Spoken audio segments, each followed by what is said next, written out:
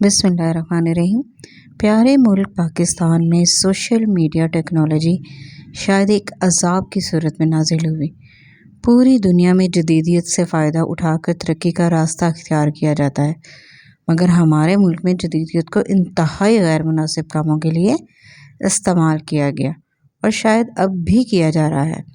Social media के हर पहलू को देखें, हकीकत कम फसाना ज़्यादा नज़र आता है। और सबसे दिलचस्प बात यह है कि हर सोशल मीडिया यूज़र इसे फ़ेक समझने के बावजूद ख़ुद इस अमल का हिस्सेदार बनता है। हमें वाज़ेह महसूस हो रहा होता है कि ये ख़बर या वीडियो फ़ेक है, मगर मुझ समेत सब इसे तसल्ली से पढ़ते और देखते हैं, और कुछ बहादुर तो सिर्फ एक टच से इस झूठ को बेज़रर समझकर फैलाने में कोई कबाहत महसूस नहीं करते। हम लोग मज़ीद की तलाश में एक दलदल में धंसते जा रहे हैं। हमारे मुआशरे में इस्लामी इक़दार तो एक तरफ, इखलाकी मियार भी ख़त्म हो रहे हैं। औरत का किसी भी ओहदे या शोबे में काम करना मुश्किल हो रहा है। जिसका दिल चाहे मोबाइल गैलरी हैक करे, तस्वीरों के ज़रिए ज़हनी गंदगी का इजहार करे और दूसरों को जीते जी जिंदा गाड़ दे। आम से लेकर खवास तक किसी की इज्जत महफूज नहीं। हमने तो नाउज़ुबिल्लाह दीन का भी मजाक बना लिया, अपनी तरफ से अहादीस और अहकामात घड़ना शुरू कर दिए और फिर इन्हें हर रोज़ फॉरवर्ड मैसेजेस के ज़रिए फैलाना शुरू कर दिया। मशहूर शख्सियात की शादी, तलाक और बाज़ात मरने की खबर बड़ी तसल्ली से बनाकर पोस्ट या वीलॉग की सूरत में शेयर कर दी जाती है, और फिर हर शख्स अपने नेट पैकेज से पूरी तरह मुस्तफ़ीद होने के लिए इसे दूसरों तक एक फ़र्ज समझकर पहुंचाता है। हम लोगों ने शोहदा को भी इस गंदगी में घसीट लिया। इनकी तज़हीक आमेज़ पोस्ट शेयर करते वक्त हम इतने गिर जाते हैं कि पस्ती को भी शर्म आती है। कभी नहीं सोचते कि इन वालिदैन के दिल पर क्या गुजरती होगी जिन्होंने अपने जिगर का टुकड़ा इस वतन पर कुर्बान कर दिया।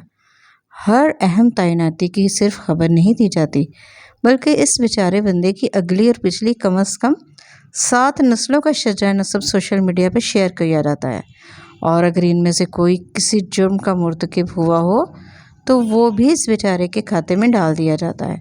फिर सारे सहाफ़ी हज़रात इस पर एक वीलॉग तो लाजिम करते हैं ताकि आम आवाम में से कोई भी शख्स इन मालूमात से बेखबर न रह जाए और इसकी ज़िंदगी में जो खला बाकी रह गए हैं वो पुर हो जाए।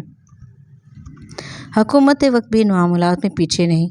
कोई कानून अभी पेश ही होता है, वज़रा फ़ौरन अपने अपने सहाफ़ियों को इसके ख़िलाफ़ या हक़ में वीलॉग करने का इशारा कर देते हैं, और सहाफ़ी हज़रात तो ऐसे मौक़े के इंतज़ार में बैठे होते हैं।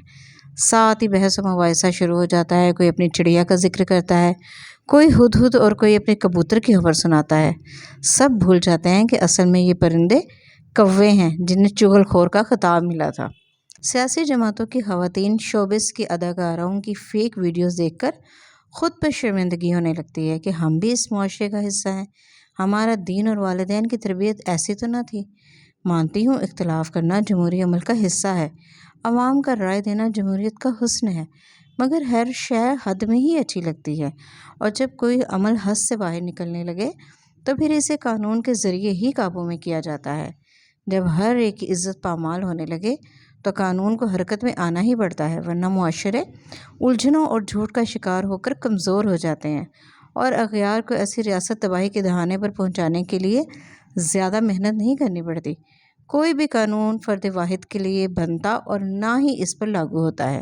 ये कैसे मुमकिन है कि एक एक बंदे से इसकी पसंद पूछकर कानून बनाया जाए? एतराज़ करने के लिए नुमाइंदे पार्लियामेंट और सेनेट में मौजूद हैं। अगर वो पसंद का कानून पास नहीं करवाते तो अगली मरतबा इन्हें वोट देकर मत जितवाएं, मगर आम आवाम की राय में बेमकसद तनकीद न करें। सिर्फ ज़ाती फ़ायदे के लिए पूरे निज़ाम को हिलाने की नाकाम कोशिश नहीं करनी चाहिए। कहावत मशहूर है कि पहले सोचो फिर तोलो और आखिर में बोलो। दीन इस्लाम में भी बग़ैर तहकीक के ख़बर फैलाने से मना फरमाया गया है। तो भी परेशानी किस बात की? आम आवाम समझने से कासिर है। मैं ना वकील हूँ ना सहाफ़ी हूँ, मैं तो सिर्फ आम आवाम की हैसियत में ये जानती हूँ कि झूठी खबर और बेहुदा फ़ेक वीडियोज़ बनाने फिर इन्हें फैलाने पर अगर सज़ा मिल रही है तो ज़रूर मिलनी चाहिए। कानून में कोई कमी होगी तो वक्त के साथ तब्दीली आ जाएगी, कम अज़ कम इन बातों को ब्रेक तो लगेगी। इसमें आखिर क्या कबाहत है? گزارش ہے کہ معاشرے کے بگاڑ کو سدھارنے کا سبب بنے، نہ کہ بے مقصد شور مچائے۔